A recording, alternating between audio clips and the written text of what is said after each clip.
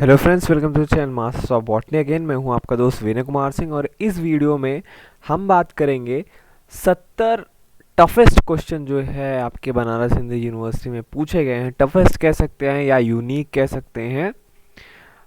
तो हम उनका सोल्यूशन देखते हैं। पूरा जो भी है 2008 से लेके अभी तक का है। कुछ क्वेश्चंस हैं जो काफ़ी अलग हैं, उनका एक्सप्लेनेशन हम इस वीडियो में देखेंगे। ठीक है, तो सबसे पहले चलते हैं 2009 के क्वेश्चन पेपर पे। और पहला क्वेश्चन जो आपका आता है 2009 के क्वेश्चन पेपर में वो है 58 नंबर का। In which of the following the terminal cell of two celled proembryo undergoes division with a vertical wall.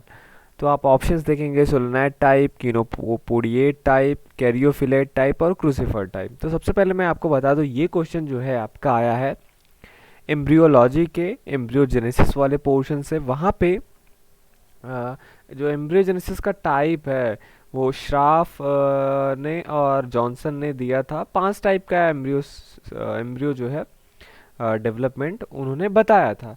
तो सबसे पहले जो ये 5 टाइप के हैं, इनको 2 कैटेगरी में हम बांटते हैं। जैसे जाइगोट आपका है, जाइगोट से एम्ब्रियोजेनेसिस होता है। जाइगोट जो होता है सबसे पहला जो वहाँ पे, अगर एंजियोस्पर्म की बात करें, सबसे पहला जो वो डिवीज़न होता है वो ट्रांसवर्स डिवीज़न होता है। ट्रांसवर्स डिवीज़न होने पे जाइगोट का एक एपिकल सेल हो जाता है, एक बेसल सेल हो जाता है। अब ये जो आपका एपिकल सेल है ये लॉन्गिट्यूडनली या मतलब आप कह लीजिए वर्टिकल डिवाइड होता है या ट्रांसवर्स डिवाइड होता है। ठीक है, ये एपिकल और बेसल सेल वाले में एपिकल सेल ये वर्टिकल इसमें डिवीजन होता है या ट्रांसवर्स डिवीजन होता है। इसके बेसिस पे आप 2 ब्रॉड कैटेगरीज में इसको बांट सकते हैं। और क्या इसमें क्या पूछा है, जो टू सेल्ड प्रो एम्ब्रियो है, टू सेल्ड जो एपिकल और बेसल सेल वाला है, इसको हम प्रो एम्ब्रियो बोलते हैं। कह रहा है ये वर्टिकल अगर वॉल उसमें होता है जो एपिकल सेल है उसमें, ठीक, तो कौन सा वो टाइप होगा। तो मैं आपको बताऊं, अगर जब वर्टिकल डिवीजन होता है एपिकल सेल में, तब वहां पे 2 टाइप के होते हैं, एक क्रूसिफर टाइप और एस्टरेट टाइप। ठीक, और बाकी जब ट्रांसफर्स होता है उसमें अलग है, 3 टाइप का है। जैसे आपका सोलेनाइड हो गया, कैरेफिलॉइड और कीनोपोडिएट टाइप का।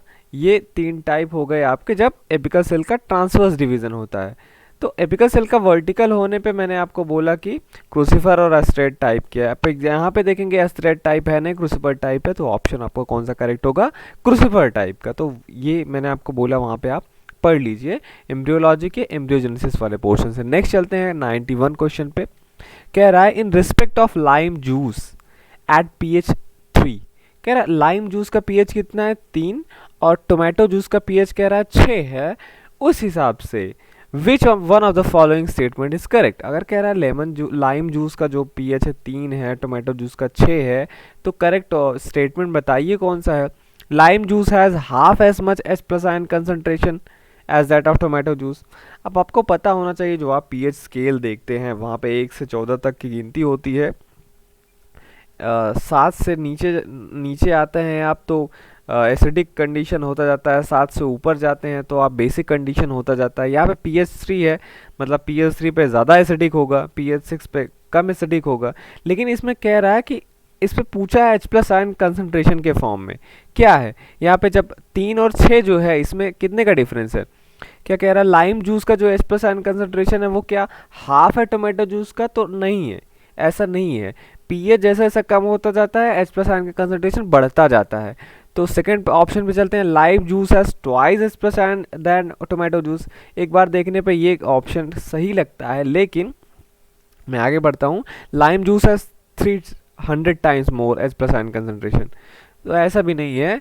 करेक्टली मैं आपको बताऊं, ये जो एक यूनिट होता है, जैसे 1 से जब आप 2 बढ़ते हैं या 2 से 3 बढ़ते हैं, जैसे pH 3 है, 3 से आप pH 4 पे जाते हैं, तब इसमें 10 गुना H प्लस आयन कंसनट्रेशन का डिफरेंस होता है। तो 3 से 6 जाने में 10 को आप मल्टीप्लाई करेंगे 3 टाइम, तो क्या होगा, 1000 आ जाएगा। तो ये जो चौथा ऑप्शन है आपका यही करेक्ट है। लाइम जूस जो है वहाँ पे H प्लस आयन कंसनट्रेशन 1000 गुना ज़्यादा है टोमेटो जूस वाले से। ओके, अब नेक्स्ट चलते हैं 117 क्वेश्चन पे। Bordered pits are often found in, bordered pits पूछ रहा है कहाँ पे पाए जाते हैं, पैरेन्काइमा सेल पे, ट्रैकीड्स पे, रूट नोड्यूल्स या एंडोडर्मिस। तो सबसे आप ये पढ़ेंगे जब एनाटॉमी आप पढ़ेंगे, वहाँ पे परमानेंट टिश्यू पढ़ते हैं, वहाँ पे बॉर्डर पिट्स आप पढ़ेंगे कि ये होता है ट्रैकरी एलिमेंट से होता है। ट्रैकरी एलिमेंट्स पे आपके ट्रैकिड और वेसल्स पाए जाते हैं, वहाँ पे सिंपल पिट्स और बॉर्डर्ड पिट पाए जाते हैं। तो ये बॉर्डर्ड पिट्स जो है ट्रैकिड्स में आपको मिलेंगे। एनाटॉमी से आया हुआ क्वेश्चन है और ये इससे पहले 91 वाला प्लांट फिजियोलॉजी से आया हुआ था। 2010 पे आप चलते हैं। 2010 पे आप पहला क्वेश्चन देखेंगे, who put forward germ theory of disease. यहाँ पे क्वेश्चन नंबर सेकेंड और थर्ड में कॉमनली लोग कंफ्यूज होते हैं, पर मैंने बहुत जगह देखा इसे, जो करेक्ट ऑप्शन है वो आपका लुइस पाश्चर होगा। बल्कि आंसर की में BHU के रॉबर्ट कोच दिया हुआ है, पर करेक्ट ऑप्शन कौन सा है, लुइस पाश्चर। बहुत सारे बुक में बहुत सारी जगह पे दिया हुआ। Question number 52, which one of the following represents a linear tetrapyrrole structure. अब ये आता है एक्चुअली केमिकल स्ट्रक्चर पे। आपने साइटोक्रोम, फाइटोक्रोम, क्लोरोफिल, इन सब का अगर केमिकल स्ट्रक्चर पढ़ा होगा, ये भी प्लांट फिजियोलॉजी से है, तो आप ये देखेंगे कि क्लोरोफिल और जो साइटोक्रोम है वहाँ पे टेट्रापिलोर स्ट्रक्चर नहीं पाया जाता है, वहाँ पे एक्चुअली पोरफायरिन रिंग पाया जाता है। ठीक, तो आपका जो करेक्ट ऑप्शन है वो है फाइटोक्रोम। फाइटोक्रोम के जब आप स्ट्रक्चर देखेंगे तो वो वहाँ पे लीनियर टेट्रापिरोल, जो ये ऑप्शन में बोला है लीनियर टेट्रापिरोल स्ट्रक्चर होता है फाइटोक्रोम का, तो यही ऑप्शन करेक्ट है। ठीक है, इसके लिए आपको प्लांट फिजियोलॉजी में फाइटोक्रोम का केमिकल स्ट्रक्चर पढ़ना होगा। क्वेश्चन नंबर 53 पे आते हैं। ABA कह रहा है क्या है, मतलब एब्सिसिक एसिड। प्लांट हार्मोन जब आप पढ़ते हैं तो एक्चुअली ये दो चीज़ का है, प्लांट हार्मोन भी और सेकेंडरी मेटाबोलाइट, यहाँ पे डाइटर्पिन, मोनोटर्पिन, सेस्क्विटर्पिन या स्टेरॉइड। कह रहा है ABA क्या है। एक्चुअली जब आप सेकेंडरी मेटाबोलाइट्स पढ़ते हैं तो वहाँ पे आप सेकेंडरी मेटाबोलाइट पढ़ेंगे तो बहुत सारे टाइप के होते हैं सेकेंडरी मेटाबोलाइट्स, जैसे फिनोलिक कंपाउंड, एल्कलॉइड्स, टर्पिनॉइड्स जो हैं, टर्पीन जिसे बोलते हैं, वो भी सेकेंडरी मेटाबोलाइट है। और ये प्लांट में जो है बहुत सारी चीज़ें बनाते हैं। जैसे मैं आपको बोलूं अगर, तो जिब्रेलिन है, जैसे वो क्या है, डाइटर्पीन्स हैं, एस्टेरॉल जो है ट्राइटर्पीन्स हैं, रेड ऑरेंज येलो कैरोटीनॉइड्स वो टेट्राटर्पीन्स हैं, और ये जो एबिसिसिक एसिड है ये सेस्क्विटर्पीन है, जो यहाँ पे करेक्ट ऑप्शन है इसी का। एक्चुअली ये टर्पीन्स होते क्या हैं, ये सेकेंडरी मेटाबोलाइट्स है जो कि सिंथेसाइज होते हैं एस्टिल कोएंजाइम या ग्लाइकोलिटिक जो पाथवे होता है उसके इंटरमीडिएट से। और जो टर्पीन्स होते हैं वो बनते हैं 5 कार्बन का एक आइसोप्रीन यूनिट होता है उससे, और जो टर्पीन्स होते हैं उन्हें क्लासिफाइड किया गया है नंबर ऑफ कार्बन उसमें कितने होते हैं। जैसे मैंने आपको बताया जो यूनिट होता है उसको आइसोप्रीन यूनिट बोलते हैं, वो 5 कार्बन का बना होता है। अगर 10 कार्बन का बना है तो मतलब 2 आइसोप्रीन यूनिट है, और ऐसे को मोनोटर्पीन बोलेंगे। देखो 5 कार्बन का आइसोप्रीन, और जब वो 10 कार्बन का बनता है, 2 जब आइसोप्रीन यूनिट जुड़ते हैं तो मोनोटर्पीन, तब टर्पीन बनता है आपका मोनोटर्पीन। 15 कार्बन को हम ऐसे सेस्क्विटर्पीन बोलते हैं। सेस्क्विटर्पीन का एग्जांपल एब्सिसिक एसिड है, जैसे मैंने आपको बोला। 20 कार्बन का होगा तो डाइटर्पीन बोलेंगे, 30 कार्बन का होगा तो ट्राइटर्पीन बोलेंगे, ऐसा हो गया। ठीक, और ये तो हो गया आपका। तो ABA क्या है, सेस्क्विटर्पीन है। ठीक, नेक्स्ट चलते हैं 59 पे। The alpha helix of protein usually is right handed with कितने एमिनो एसिड, रेसिड्यूज पर टर्न। ये भी आप स्ट्रक्चर में जब पढ़ेंगे, प्रोटीन का है ये, बायोकेमिस्ट्री में आप प्रोटीन पढ़ते हैं, प्रोटीन का एक प्राइमरी स्ट्रक्चर आप देखेंगे, फिर सेकेंडरी स्ट्रक्चर में ये अल्फा हेलिक्स और बीटा प्लेटेड सीट्स आते हैं। वहाँ पे ये जो प्रोटीन के हेलिक्स होते हैं ये यूजली राइट हैंडेड होते हैं, कोई भी, क्योंकि ये कॉइल स्ट्रक्चर होता है। कॉइलिंग दो टाइप का हो सकता है, या तो लेफ्ट हैंडेड या तो राइट हैंडेड। तो जो प्रोटीन होता है अल्फा हेलिक्स वो यूजली राइट हैंडेड के होते हैं, और पर टर्न जो एक टर्न वो कॉइल हेलिकल स्ट्रक्चर होता है, वो जो एक टर्न आप जैसे DNA का एक टर्न कंप्लीट देखते हैं, वैसे ही ये अल्फा हेलिक्स में भी एक कंप्लीट टर्न होता है। उसमें पूछ रहा है कितने एमिनो एसिड के रेसिड्यू आते हैं। रेसिड्यू मतलब आप समझ लीजिए एक, ठीक, एक एमिनो। तो वैसे ही जो एक अल्फा हेलिक्स होता है वो वहाँ पे 3.6 लगभग एमिनो एसिड रहते हैं एक हेलिक्स में। तो ये डायरेक्ट क्वेश्चन है, ये याद करने वाली चीज़ है।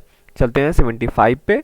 इन TI plasmid the T-DNA is flanked by, ये आप पढ़ेंगे जब आप पढ़ेंगे बायोटेक्नोलॉजी, वहाँ पे आप एग्रो बैक्टीरियम ट्यूमेफेसियंस के बारे में पढ़ते हैं। तो वो उनका यूज़ क्या है, ट्रांसजेनिक्स बनाने में। ठीक, तो वहाँ पे उनके अंदर एग्रोबैक्टीरियम जो ट्यूमेफेसियंस है उसके अंदर टीआई प्लाज्मिड होता है, और ये जो टीआई प्लाज्मिड होता है वहाँ पे उसका टी डीएनए होता है, और टी डीएनए के बॉर्डर पे, लेफ्ट और राइट बॉर्डर पे रिपीट होते हैं। देखिए हमारे जीनोम में जब आप रिपीट्स पढ़ेंगे तो रिपीट दो टाइप के होते हैं, एक तो डायरेक्ट रिपीट होता है, एक इन्वर्टेड रिपीट होता है। इन्वर्टेड और डायरेक्ट में यही अंतर है, जैसे मैं बोलूँ A B C D, left side पे है, फिर बीच में कुछ है, फिर वैसा ही ए बी सी डी है, तो इसको डायरेक्ट रिपीट कहते हैं, मतलब जैसा इधर है वैसा इधर है। इन्वर्टेड रिपीट कब बोलेंगे, जैसे लेफ्ट साइड में जो डीएनए है वहाँ पे कुछ है ऐसा ए बी सी डी है, फिर बीच में कुछ रीजन है, और लास्ट में क्या है राइट साइड पे इसका उल्टा है डी सी बी ए, तो इसको इन्वर्टेड रिपीट कहते हैं, क्योंकि प्लाज्मिड सर्कुलर होता है तो जो टी डीएनए एक रीजन होता है वहाँ पे, लेफ्ट और राइट बॉर्डर जो होता है वहाँ पे डायरेक्ट रिपीट होते हैं, रिपीट होते हैं, ठीक। और ये पूछ रहा है कितने बेस पेयर के होते हैं, तो वो 25 base pair perfect direct repeat होते हैं, ठीक है। परफेक्ट मतलब एग्जैक्टली सिमिलर, ठीक है, बेस पेयर। चलते हैं 78 पे, DNA methylation of genes inhibits transcription by. अब ये कह रहा है डीएनए मेथाइलेशन जो होता है जीन्स का, ये ट्रांसक्रिप्शन इनहिबिशन के लिए होता है, क्योंकि हमारे बॉडी में जो सारे डीएनए हैं मतलब जीन हैं उनका हमेशा ट्रांसक्रिप्शन नहीं होता रहता है, उनको ब्लॉकिंग करने की ज़रूरत पड़ती है। एक टाइप का ब्लॉकिंग है डीएनए को मिथाइलेशन कर देना, और ये जो मिथाइलेशन होता है आपका, ये एक्चुअली आप देखेंगे मतलब केमिकल मॉडिफिकेशन है ये एक टाइप का। जैसे मैमल्स की अगर बात करूं तो 40% जो होता है हमारे जो जीनोम है उसमें जीसी बेस पेयर पाया जाता है, और इसमें से 2 से 7% जो होता है ये मॉडिफाइड होता है। वहाँ पे साइटोसिन जो होता है आपका, वहाँ पे मेथिल ग्रुप अटैच होता है। अब ये साइटोसिन पे जो होता है मेथिल ग्रुप अटैच होने के कारण वहाँ पे उससे कुछ और प्रोटीन्स आके इंटरेक्ट होती हैं, जिससे ट्रांसक्रिप्शन रुक जाता है। तो यहाँ पे करेक्ट जो है आप देखेंगे तो यही है, blocking the base pairing between cytosine and guanine, क्योंकि मेथाइलेशन साइटोजीन पे होता है, साइटोजीन पे मेथाइलेशन हुआ तो वो डिफरेंस पैदा करेगा, मतलब ब्लॉकेज जो होगा वो साइटो, क्योंकि जी सी से के बीच में बॉन्डिंग होती है, तो यहाँ पे वो करेगा, ठीक है। पर शायद जो आंसर की है उसमें सेकंड ऑप्शन करेक्ट दिया है, पर ये गलत है, ठीक। 79 पे चलते हैं। A human gene is made up of numerous fragments of protein coding exon and non coding intron दिया है, पर इंट्रॉन होगा actually. The percentage of protein coding region in the genome is. अब ये भी डायरेक्ट क्वेश्चन है, ये तो मुझे बुक में कहीं नहीं मिला। आप जब देखेंगे ट्रांसक्रिप्शन आप जब पढ़ते हैं तो जो ट्रांसक्रिप्ट निकलता है उससे जो पॉलीपेप्टाइड बनता है वहाँ पे पहले उसका प्रोसेसिंग होता है मैसेंजर आरएनए का, उसमें एक्सॉन इंट्रॉन 2 रीजन होते हैं। एक्सॉन वो रीजन होते हैं जो पॉलीपेप्टाइड बनाते हैं, उनमें पार्ट लेते हैं। इंट्रॉन वो रीजन होते हैं जिनको काट के निकाल दिया जाता है, फिर एक्सॉन को जोड़ा जाता है, तब उससे पॉलीपेप्टाइड बनता है। तो इंट्रॉन्स एक्चुअली कोड नहीं करते हैं। तो ये तो हो गया एक्सॉन इंट्रॉन की बात। अब पूछा है परसेंटेज कितना है प्रोटीन कोडिंग रीजन्स का जीनोम में, तो ये करेक्ट है 1.5 ही % जो है प्रोटीन कोडिंग रीजन है हमारे जीनोम में, ह्यूमन जीनोम में, ठीक। डायरेक्ट क्वेश्चन है ये। चलते हैं 109 पे। अब पूछा है यहाँ पे कॉमन वीट जो है आपका, कॉमन वीट हम बोलते हैं किसको, ट्रिटिकम एस्टिवम जो प्लांट है उसको बोलते हैं। कह रहा है ये किसका एग्जाम्पल है, ये एन्यूप्लॉइडी है, इसमें हुआ रहता है, एलो पॉलीप्लॉइडी रहती है, या आटो पॉलीप्लॉइडी रहती है, या सभी होते हैं, तो सभी तो हो नहीं सकता, ठीक है। अब एक्चुअली मैं आपको बताऊं जो आपका ये ट्रिटिकम एस्टिवम प्लांट है ये एक्चुअली हेक्साप्लॉइड है। हेक्साप्लॉइड का मतलब आप समझ रहे हैं ना कि 6x होता है, ठीक। और इसका अगर आप देखेंगे डिप्लॉइड का number 2n is equal to 42, ठीक है। और इसमें जो है एक्चुअली ये जो आपका ट्रिटिकम एस्टिवम बना है, ये 3 प्लांट जो है एक दूसरे से क्रॉस करके वो ट्रिटिकम एस्टिवम बनाते हैं, ठीक। और ये जो है क्या है, ऑल एलो पॉलीप्लॉइडी, आटो नहीं। आटो का मतलब होता कोई एक ऐसा प्लांट है जो अपना जीनोम ट्रिपल टाइम कर देता, मतलब 6 टाइम का कर लेता, ठीक है, हेक्साप्लॉइड बना लेता, और फिर उसी प्लांट को हम आटो पॉलीप्लॉइडी कहते हैं। एलो का मतलब है कोई प्लांट था उसमें कोई और प्लांट का जीनोम आके मिला है और फिर और भी प्लांट आके जीनोम मिला। एलो का मतलब हो जाता है मतलब दूसरे का जीनोम उसमें आके मिला है, और पॉलीप्लॉइडी का मतलब जब सेट में डिफरेंस होता है। ठीक, तो आप देखेंगे ये जो ट्रिटिकम एस्टिवम है आपका, यहाँ पे ट्रिटिकम एजिलोपॉइडिस एक प्लांट था, मान लीजिए उसका जीनोम हो गया ए। फिर एक प्लांट है एजिलोप्स स्पेल्टॉइडस, उसका, ये दोनों जो प्लांट है ट्रिटिकम एजिलोपॉइडिस और एजिलोप्स स्पेल्टॉइडस, ये दोनों प्लांट, इनका जीनोम आपस में आके मिला, फिर ये क्या हो गया, टेट्राप्लॉइड हो गया। क्योंकि प्लांट तो डिप्लॉयड मान लीजिए हैं, जैसे नॉर्मली डिप्लॉयड हैं, फिर दो प्लांट आके जुड़ा तो वो टेट्राप्लॉइड हो गए। फिर एक और प्लांट आता है एजिलोप्स स्क्रोसा, ये प्लांट आता है, ये भी अपना जीनोम देता है, और इसी वजह से ये हेक्साप्लॉइड हो गया, और ये जो प्लांट है आपका, यही आपका ट्रिटिकम एस्टिवम है। तो जो कॉमन वीट आप देखते हैं वो हेक्साप्लॉइड है, उसमें 3 प्लांट के जीनोम है। ठीक है, तो और वो भी 3 प्लांट डिफरेंट डिफरेंट है, इसलिए एलोपॉलीप्लॉइडी आप बोलेंगे। चलते हैं क्वेश्चन नंबर 124 पे। प्लांट क्वारंटाइन का एम क्या होता है? क्वारंटाइन आपको पता है, क्वारंटाइन मीन्स आइसोलेट करके रखना, बचा के रखना। तो इसका एम क्या है? Prevention entry of the plant, preventing entry of propagating material, preventing entry of pathogen, क्या सभी? एक्चुअली प्लांट क्वारंटाइन करने का मतलब है सबसे बचना, ना तो प्रोपेगेटिंग मटेरियल आए, ना तो कोई दूसरा प्लांट आके वहाँ पे मिक्स हो, ना तो कोई पैथोजन आए। तो मतलब आपको प्लांट बचाना है कहीं का, आपने उसको क्वारंटाइन कर दिया। क्वारंटाइन का जो एम होता है ये यही होता है कि दूसरा प्लांट ना आए, वो प्लांट जहाँ पे ग्रो कर रहा है, ना तो कोई और प्रोपेगेटिंग मटेरियल आए, ना तो पैथोजन उस पर अटैक कर पाए। तो ऐसे आप प्लांट क्वारंटाइन करते हैं। तो ऑल ऑफ द अबव जो ऑप्शन है वो करेक्ट होगा। अब चलते हैं 142 पे। The term kilo base refers to, कह रहा है जो किलो बेस है ये क्या रेफर करता है? कि 100 मॉलिक्यूलर वेट है आरएनए के पीसेस का, ये तो बिल्कुल गलत है। 1000 base pair of a double standard DNA molecule, या 1000 मॉलिक्यूलर वेट है पीसेस ऑफ डीएनए का। तो जो किलो बेस है, एक्चुअली ये मॉलिक्यूलर वेट तो शो नहीं करता, ये एक्चुअली बेस बताता है कितने बेसेस हैं। अब आपको कंफ्यूज होना था ऑप्शन नंबर सेकंड और फोर्थ में। 1000 किलो का मतलब 1000 हो गया, अब बेस का मतलब बेस। अब देखिए, आप पूछ रहे डबल स्टैंडर्ड डीएनए मॉलिक्यूल या single standard DNA molecule, option number 2 and 4। तब ये जो अगर यहाँ पे कहा होता कि the term kilo base pair refer to, base pair का मतलब आ जाता डबल स्टैंडर्ड, लेकिन यहाँ पे बेस पेयर नहीं लिखा हुआ है, यहाँ पे लिखा हुआ है किलो बेस। तो किलो बेस का मतलब सिंगल स्टैंडर्ड डीएनए मॉलिक्यूल, इसीलिए ऑप्शन नंबर 4 करेक्ट होगा। अब आते हैं 2011 के क्वेश्चन पेपर पे। ये रहा question number 38, the floral formula of Argemone mexicana. ठीक है, क्या है अर्जिमोन मैक्सिकाना? आपको पता है पेपरेसी फैमिली का है, यहाँ पे कॉर्नर में आप फोटो भी देख सकते हैं। फ्लोरल फार्मूला से क्या होना चाहिए? फर्स्टली तो इसका जो फ्लावर होता है वो जाइगोमॉर्फिक होता नहीं, तो ऑप्शन नंबर 3 इज इनकरेक्ट।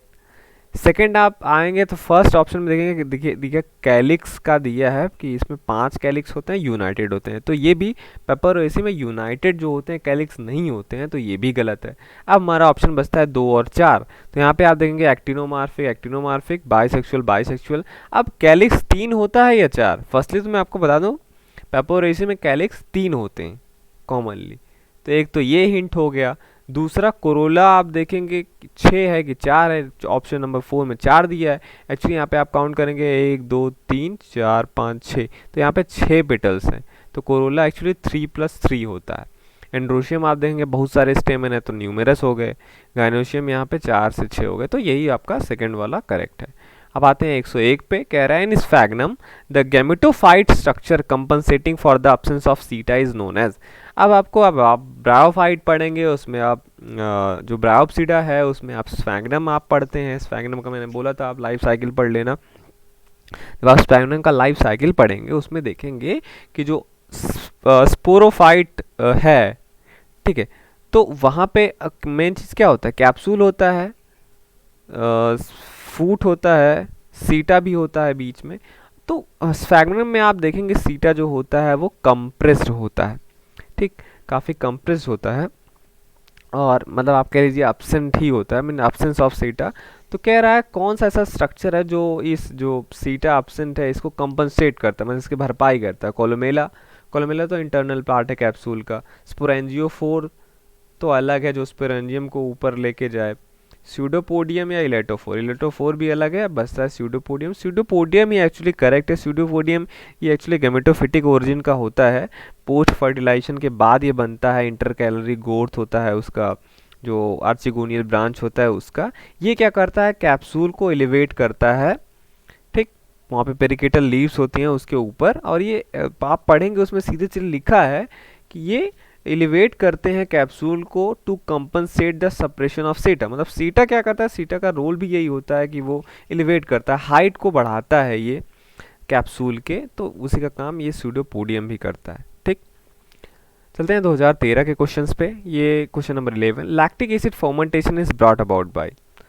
तो यहाँ पे राइजोपस के कई सारे स्पीसीज हैं, बुक्स में लिखा है कि राइजोपस स्पीसीज जो है लैक्टिक एसिड फर्मेंटेशन करते हैं, पर अब कह रहा है इनमें से कौन से करते हैं। तो ये तो मुझे बुक में नहीं मिला, पर मुझे एक पेपर मिला, पेपर का टाइटल था lactic acid fermentation of potato pulp by the fungus Rhizopus oryzae. तो वहाँ पे मैंने देखा कि ये जो राइजोपस ओरेजी है ये जो है लैक्टिक एसिड फर्मेंटेशन करता है, तो यही करेक्ट इसका ऑप्शन होगा। आप ये पेपर पढ़ सकते हैं, पेपर का टाइटल आप नेट पे डालेंगे, यूजीओ डा एटल का है, 2002 में करंट माइक्रोलॉजी में छपा है, माइक्रोबायोलॉजी में छपा है ये पेपर। अब आते हैं क्वेश्चन नंबर 15 पे, apical elaterophore is present in the sporophyte of. अब पूछ रहा है एपिकल इलेक्ट्रोफोर कहाँ पे प्रेजेंट होते हैं, तो ये तो मेंबर बेस्ड है। मेंबर बेस्ड में मतलब आपको पढ़ना पड़ेगा, जब आप पढ़ेंगे रिकार्डिया का आप लाइफ साइकिल पढ़ेंगे तो वहाँ पे आप देखेंगे कि एपिकल इलेक्ट्रोफोर है, और ये डीप क्वेश्चन है, मतलब नॉर्मल आप जो बुक्स में है नहीं दिया है। ब्रायोफाइटा के जो ऐसे बुक जो सोलली डिपेंड मतलब ब्रायोफाइटा पे हैं वहाँ पे आपको मिलेगा, तो रिकार्डिया में ही होता है। क्वेश्चन नंबर 18 पे चलते हैं, in the mass gametophyte branch always originated from. कह रहा है मॉस के गेमेटोफाइट पे ब्रांच हमेशा कहाँ से निकलता है, below the leaf, above the leaf, axil of leaf, beside the leaf. तो मैंने बहुत जगह पे ये भी ढूंढा, तो वहाँ पे मुझे ऐसा कोई नॉर्मल बुक्स में ये तो मिला नहीं, मुझे एक पेपर में मिला। एक्चुअली वो था मॉर्फोलॉजी ऑफ मासेस, पेपर था बारबरा और शेरॉन का। वहाँ पे दिया था कि branches develop from superficial bud initial, जो ब्रांचेस निकलती हैं वो सुपरफिशियल बड इनिशियल से निकलती हैं, जो सिक्वेस्टर्ड रहती हैं इन द लीफ एक्सिल, मतलब लीफ एक्सिल में। तो क्या होगा, इस हिसाब से axil of leaf he correct होगा, पर मैंने देखा आंसर की में बिलो द लीफ दिया है, पर ये मुझे कहीं नहीं मिला। जो मुझे पेपर मिला उसमें जे बर्थियार का है 1972 का, वहां पे दिया है एक्सिल ऑफ लीफ। अब आते हैं 20 पे, naked sori are present in fern.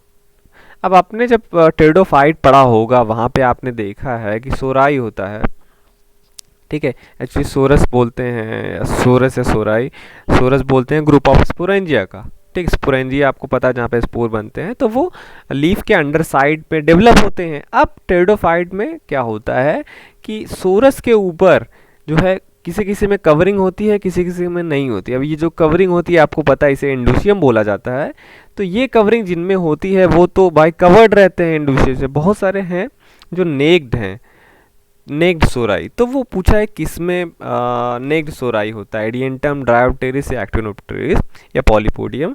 तो ये जो एडियंटम, ड्रायोप्टेरिस या एक्टिनोप्टेरिस हैं इनमें एक्चुअली ये नेक्ड नहीं है, ये कवर्ड रहते हैं इंडोसियम से। ये जो आपका प्लांट है पॉलीपोडियम, यहाँ पे आपका नेक्ड सोराई होता है, मतलब इंडोसियम नहीं होता है जो सोरस को कवर करे। Question number 22, the pteridophyte that is marketed at curiosity in the name of resurrection plant is. कह रहा है इनमें से कौन सा प्लांट है जो रिसरेक्शन प्लांट के नाम से बेचा जाता है मार्केट में। तो एक्चुअली आप देखेंगे रिसरेक्शन प्लांट जो है दो स्पीसीज हैं एक्चुअली जो जीरोफिटिक हैबिटेट में ग्रो करते हैं सेलाजिनेला के, सेलाजिनेला लेपिडोफिला जिसे रिसरेक्शन प्लांट बोलते हैं, और सेलाजिनेला पिलीफेरा, पिलीफेरा जो है यहाँ पे दिया है, ये भी रिसरेक्शन प्लांट है, और दोनों को बेचा जाता है इसी नाम से, रिसरेक्शन प्लांट के नाम से, ठीक, क्योंकि ये जीरोफिटिक कंडीशन में कर्ल हो जाते हैं, बॉल लाइक स्ट्रक्चर बनाते हैं, और फिर से जब ग्रोइंग सीजन आता है पानी वानी पड़ने पे फिर से ये ग्रीन हो जाते हैं, तो इसलिए इसका नाम रिसरेक्शन प्लांट है। अब चलते हैं क्वेश्चन नंबर 23 पे। कह रहा है इंसिपिएंट हेटेरोस्पोरी अकर्स इन। एक्चुअली जब आप हेटेरोस्पोरी के बारे में पढ़ते हैं, ये भी टेरिडोफाइट में आपको मिलेगा, तो आप पढ़ते हैं कि वहाँ पे 9 जिनरा हैं जहाँ पे हेटेरोस्पोरी मिलती है, ठीक है। तो मैंने उसमें आपको बताया भी था कि होमोस्पोरस और हेटेरोस्पोरस आपको याद कैसे रखना है, पर एक्चुअली 9 जेनरा जो हैं वो आपके कौन कौन से हैं? Selaginella, Azolla, Salvinia, Marsilea, Isoetes, Stylites, Pilularia, Regnellidium और प्लेटिजोमा, ये सारे प्लांट हैं जहाँ पे हेटेरोस्पोरी मिलता है। इंसिपिएंट हेटेरोस्पोरी जो है ये देखने को मिलता है आपका, जो यहाँ पे प्लांट दिया है सेराटोप्टेरिस में। मैंने आपको बताया आइसोसीड, सेलाजिनेला, रेग्नेलिडियम जो है यहाँ पे आपको हेटेरोस्पोरी अच्छे से देखने को मिलता है। इंसिपिएंट का मतलब है जहाँ पे उतने अच्छे से हेटेरोस्पोरी डेवलप ना हो। तो ये सेराटोप्टेरिस जो थैलिक्ट्रॉइडस है, ये आप जब पढ़ते हैं इंसिपिएंट हेटेरोस्पोरी टॉपिक, तो उसी में ये सीधे सीधे लिखा है कि इसी प्लांट में इंसिपिएंट हेटेरोस्पोरी आपको देखने को मिलता है। 24 पे आते हैं, species of Equisetum that contain silica in therapeutically active form. Equisetum जो है एक्चुअली यहाँ पे जो फर्स्ट ऑप्शन है इक्विसीटम अर्वेंस, ये बहुत यूज़फुल है क्योंकि यहाँ पे सिलिका होता है और ये बहुत कॉमन है। इक्विसीटम अर्वेंस वो बहुत मेडिसिनली मतलब एक्टिव होता है ये सिलिका जो होता है, और इसको बहुत यूज़ किया जाता है मेडिसिनली इस प्लांट को, इक्विसीटम अर्वेंस। तो यही प्लांट है जहाँ से इसका सिलिका जो होता है काफ़ी काम में आता है। 25 पे चलते हैं। The characteristic feature of pteridophyte that distinguishes them from all other group of plant is there. तो टेरिडोफाइट का कह रहा है क्या कैरेक्टर है जो उसको और सारे प्लांट ग्रुप से अलग बनाता है। तो पहला ही ऑप्शन करेक्ट है क्योंकि इसका फ्री लिविंग गेमेटोफाइट और स्पोरोफिटिक जनरेशन होता है, दोनों अलग अलग फ्री लिविंग होते हैं, ठीक है, एक दूसरे पर डिपेंड नहीं रहते। 53 पे आते हैं। Glycine betaine help plant to adapt against. कह रहा है ग्लाइसिन बीटेन आपने पढ़ा होगा, वो प्लांट को किसके अगेंस्ट अडाप्ट करने में हेल्प करता है? हीट स्ट्रेस, सैलिनिटी, ड्रॉथ या लाइट स्ट्रेस। तो जो ग्लाइसिन बीटेन है एक्चुअली ये जब प्लांट सैलिनिटी स्ट्रेस फील करता है, सैलिनिटी का मतलब है जब कोई प्लांट ग्रो कर रहा है तो वाटर में सैलिनिटी ज़्यादा है, तो वहाँ पे प्लांट को जब बाहर सैलिनिटी ज़्यादा है तो प्लांट को बहुत प्रॉब्लम होती है एब्जॉर्व करने में वाटर, और प्लस वहाँ पे एंडोडर्मिस होता है, जैसे एपोप्लास्टिक और सिम्प्लास्टिक पाथवेज होते हैं। तो एपोप्लास्टिक के थ्रू तो कंसंट्रेशन ग्रेडियंट के थ्रू चला जाता है, लेकिन जो यहाँ पे एंडोडर्मिस होती है उसको पार करने के लिए सिम्प्लास्टिक होना पड़ेगा, जो भी जिस चीज़ को भी अंदर जाना है सेंटर में जाइलम में। तो वो क्या करता है वहीं पे वो सिलेक्टिवली जो है, क्योंकि एपोप्लास्टिक में सेल के अंदर से जाएगा तो सिलेक्टिवली एब्जॉर्ब करता है, वैसे तो हार्मफुल जो है सैलिनिटी कॉजिंग जो आपके आयंस हैं उसको वो एक्सक्लूड कर देता है। लेकिन कुछ कुछ प्लांट हैं जो ऐसे होते हैं साल्ट टॉलरेंट प्लांट, जैसे टमरिक्स है या ट्रिप्लेक्स है, वो एक्सक्लूड नहीं करते हैं एंडोडर्मिस से, और वहाँ पे साल्ट ग्लैंड्स होते हैं उनके लीफ सरफेस पे, वो आयन को ट्रांसपोर्ट कर देते हैं इन ग्लैंड में, और वहाँ पे वो क्रिस्टलाइज हो जाता है। क्रिस्टलाइज होके वो मतलब वहाँ पे फिर हार्मफुल नहीं रहते इस क्रिस्टलाइज फॉर्म में। तो ये जो ग्लाइसिन बीटेन है ये भी एक स्ट्रेटजी है। ग्लाइसिन बीटेन और प्रोलीन जो है वो प्लांट इकट्ठा कर लेते हैं अपने सेल में सैलिनिटी स्ट्रेस से बचने के लिए।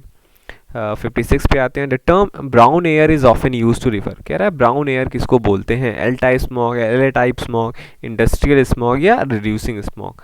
तो एक्चुअली मैं आपको बताऊं, जो आप इकोलॉजी में आप पढ़ते हैं, इकोलॉजी में आप पढ़ते हैं स्मॉग जो होता है एक्चुअली बोलते हैं पल्यूटेड एयर को हम, ठीक है। तो पल्यूटेड एयर होता है एक्चुअली, स्मॉग बना है आपका स्मोक और फॉग से। तो जो पल्यूटेड एयर होता है, अरे ये जो आपका स्मॉग है ये यूजली दो टाइप का होता है। एक तो सल्फरस स्मॉग जो एक्चुअली सल्फर की वजह से होता है, और दूसरा फोटोकेमिकल स्मॉग। सल्फरस जो स्मॉग होता है इसी को हम लंदन स्मॉग भी बोलते हैं। इसी लंदन स्मॉग को जो है एल टाइप स्मॉग बोलते हैं। और ये जो लंदन स्मॉग है ये रिजल्ट होता है जब सल्फ़र का कंसंट्रेशन बढ़ जाता है एयर में, और ये एक्चुअली फॉसिल फ्यूल के बर्निंग से होता है, जैसे कोल हो गए आपके, ठीक है। और जो फोटोकेमिकल स्मॉग है इसको हम लॉस एंजलिस स्मॉग बोलते हैं। ये अर्बन एरियाज़ में बनते हैं, ऑटोमोबाइल जहाँ पे ज़्यादा रहते हैं वहाँ पे। तो ऑटोमोबाइल से एक्चुअली नाइट्रोजन ऑक्साइड्स निकलते हैं और वहाँ पे हाइड्रोकार्बन वेपर्स होते हैं, ठीक है। तो ये फोटोकेमिकल रिएक्शन होता है इसमें सनलाइट के प्रेजेंस में, और रिजल्टली क्या बनता है? फोटोकेमिकल स्मॉग बनता है। तो ये एल टाइप का स्मॉग जो होता है एक्चुअली ये ब्राउनिश कलर का होता है, ठीक। तो ये जो ब्राउन एयर है ये एक्चुअली LA टाइप स्मॉग को बोला जाता है, वो आप याद रखिएगा, L for London, LA for Los Angeles. Okay, तो ये लॉस एंजलिस वाला है जिसको आप फोटोकेमिकल स्मॉग भी बोलते हैं, और एल टाइप को मैंने आपको क्या बोला कि सल्फरस स्मॉग। तो ये हो गया। आप आते हैं 60 पे, marginal necrosis and tip burn in plant leaves is characteristic symptom of. ये अब जब आप एयर पोल्यूशन पढ़ेंगे इकोलॉजी में, वहाँ पे अलग अलग जो गैसेस हैं, हार्मफुल गैसेस हैं, उसकी टॉक्सिसिटी प्लांट पे कैसे सिम्टम पड़ते हैं, तो उस पर आता है। और ये जो मार्जिनल नेक्रोसिस और टिप बर्न है, ये जो है NOx की टॉक्सिसिटी से होता है। ओके, चलते हैं 81 पे। The peptide bond in protein is. अब ये प्रोटीन बायोकेमिस्ट्री में आप प्रोटीन पढ़ते हैं, उसमें पेप्टाइड बॉन्ड का नेचर पूछा है कैसे होता है। तो पहली बात तो ये प्लानर होता है, प्लानर, ठीक, प्लानर होता है। और यूजली जो होता है ये ट्रांस कॉन्फ़िगरेशन में होता है। दो चीज़ में, दो टाइप का हो सकता था, सिस या ट्रांस। तो जो आप पेप्टाइड बॉन्ड का जब आप नेचर पढ़ेंगे तो वो प्लानर होता है और ट्रांस कॉन्फ़िगरेशन में होता है। तो सेकंड वाला ऑप्शन सही है।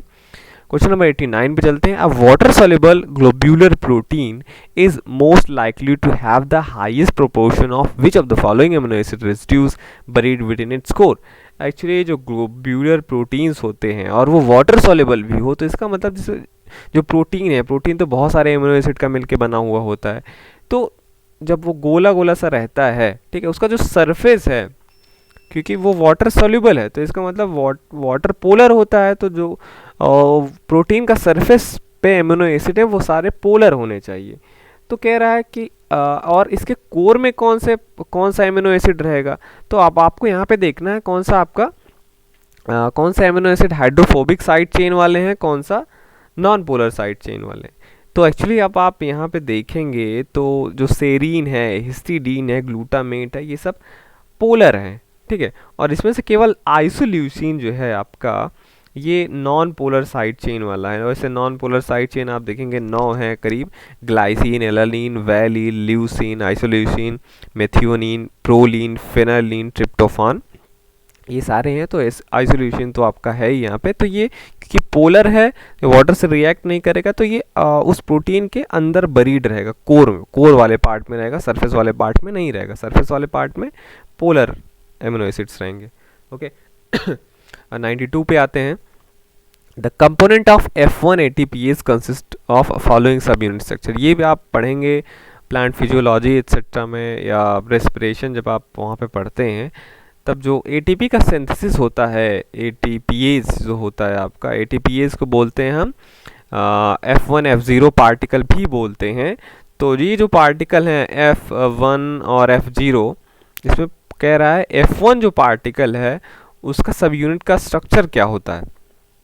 जब आप पढ़ेंगे उसके स्ट्रक्चर के बारे में, ATPase F1 F0, तो आप देखेंगे F1 जो होता है वहाँ पे alpha 3, beta 3, gamma, delta, epsilon, ये सारे उसमें सब यूनिट होते हैं। और जो F0 जो इसका पार्ट होता है वो A, B2, C जो होता है 9 से 12 रहते हैं ये इसका सब यूनिट्स हो गए। तो यहाँ पे F1 ATPase का पूछा है, तो मैंने आपको क्या बताया, F1 का alpha 3, beta 3, gamma, delta, epsilon. तो अल्फा 3, बीटा 3 का मतलब क्या हो गया, ये पहले में आप देंगे अल्फा 3, बीटा 3 है, इकट्ठे लिखा है यहाँ पे, और डेल्टा, गामा, डेल्टा, एप्सिलॉन, ये तो यही होगा। 95 विच of the following factor can affect enzyme activity. तो एंजाइम एक्टिविटी को टेम्परेचर, पीएच, एडिशन और रिमूवल ऑफ फॉस्फेट, सारे जो है फैक्टर जो है अफेक्ट कर सकते हैं उसकी एक्टिविटी को। नेक्स्ट चलते हैं। All of the following forces may play a role in formation of quaternary structure except. कह रहा है जब आप प्रोटीन के बारे में पढ़ेंगे, प्राइमरी स्ट्रक्चर होता है, फिर सेकेंडरी स्ट्रक्चर होता है, टर्शियरी स्ट्रक्चर होता है, क्वाटरनरी स्ट्रक्चर होता है। तो कह रहा है क्वाटरनरी स्ट्रक्चर जब बनता है तो कौन सा बॉन्ड या कौन सा इंटरेक्शन वहाँ पे नहीं होता है। तो क्वाटरनरी स्ट्रक्चर में मैं आपको बताऊँ, हाइड्रोजन बॉन्ड रोल अदा करता है, इलेक्ट्रोस्टैटिक इंटरेक्शन रोल अदा करता है, डाइसल्फाइड ब्रिजेस भी वहाँ पे बनते हैं, लेकिन पेप्टाइड बॉन्ड जो होता है वो नहीं बनता है क्वाटरनरी स्ट्रक्चर में। पेप्टाइड बॉन्ड केवल प्राइमरी स्ट्रक्चर के टाइम पे बनता है। 101 पे आते हैं अब। Which one is correct about bacterial cell wall. तो आपको पता है ये माइक्रोबायोलॉजी में जब आप बैक्टीरियल सेल वॉल पढ़ते हैं उसमें ग्राम नेगेटिव और ग्राम पॉजिटिव बैक्टीरिया का सेल वॉल अलग अलग होता है। उसका जब आप स्ट्रक्चर पढ़ते हैं तो ये सारी चीज़ें आपको वहाँ पे मिलती है। N acetyl glucosamine, N acetyl muramic acid होता है, फिर वहाँ पे टेट्रापेप्टाइड होता है। तो उन्हीं के बारे में ये सारे स्टेटमेंट हैं। यहाँ पे कह रहा है D alanine is the first amino acid attach to N acetyl muramic acid. Actually जो फर्स्ट एमिनो एसिड होता है वो डी नहीं एल एलानिन होता है, तो ये स्टेटमेंट गलत है। हमसे क्या पूछा है? करेक्ट। दूसरे पे आते हैं, DAP is the third amino acid of tetrapeptide chain of gram negative bacteria. Yes, gram negative bacteria is your E coli and DAP is the third amino acid of tetrapeptide. It is the correct option, ये correct option है आपका। फिर भी देख लेते हैं third पे, L lysine is the second amino acid of tetrapeptide chain in gram negative bacteria. तो वहाँ पे आप देखेंगे डी ग्लूटामिक एसिड है, एल लाइसिन नहीं है। और चौथा तो गलत ही है टोटली कि D G L N is the fourth amino acid of tetra. तो वहाँ पे फोर्थ एमिनो एसिड ये नहीं होता ग्राम पॉजिटिव में। तो सेकेंड वाला ऑप्शन जो है आपका D A P is the third amino acid, ये आपका करेक्ट है। नेक्स्ट पे चलते हैं 107 पे, the most popular indirect method of counting virus particle is. Virus पे आप जाएंगे उसके अलग अलग मेथड हैं, डायरेक्ट और इनडायरेक्ट काउंटिंग के मेथड। और इसमें जो इनडायरेक्ट मेथड है काउंटिंग करने का वो आपका है फोर्थ, हीमोग्लूटिन एसे। ठीक है, ये सारे टेक्निक्स हैं। 125 पे आते हैं, what is the name of computerize warning model for epidemic forecast for potato late blight. तो मैं आपको बता दूं जो पोटैटो लेट ब्लाइट है उसके लिए दो कंप्यूटराइज्ड मॉडल जो हैं पहले बहुत पॉपुलर हैं। एक तो है आपका सिमकास्ट और दूसरा ब्लाइट कास्ट, दो है। तो इसमें से ब्लाइट कास्ट तो है नहीं, सिमकास्ट है, तो सिमकास्ट ही आपका करेक्ट होगा। चलते हैं 134 पे, यहाँ पे पूछा है compaction of DNA achieved by nucleosome substructure of chromatin material is. अब आपको पता है जो आपका डीएनए होता है वो आप देखेंगे कितना उसका थिकनेस होता है, करीब 2 नैनोमीटर का थिकनेस होता है। ओके, अब जब मियोसिस या माइटोसिस होता है तो मेटाफेज पे आपको जो क्रोमोसोम दिखता है वो क्यों दिखता है आपको, क्योंकि बहुत ज़्यादा कंडेंस होता है। और जब डिवीज़न हो रहा है उसका सेपरेशन अच्छे से होने के लिए डीएनए कॉम्पैक्ट होता है। तो डीएनए सबसे पहले डीएनए केवल डीएनए रहता है, फिर उस पर हिस्टोन प्रोटीन्स वगैरह आके लगती हैं, तो 2 बार उस पर राउंड होता है, तो उसको बीट्स ऑन स्ट्रिंग स्ट्रक्चर बोलते हैं वो। अब उसका थिकनेस 11 नैनोमीटर का हो जाता है। फिर ये बीट्स ऑन स्ट्रिंग वाले मिलकर न्यूक्लियोसोम बनाते हैं, तो 30 नैनोमीटर का थिकनेस हो जाता है।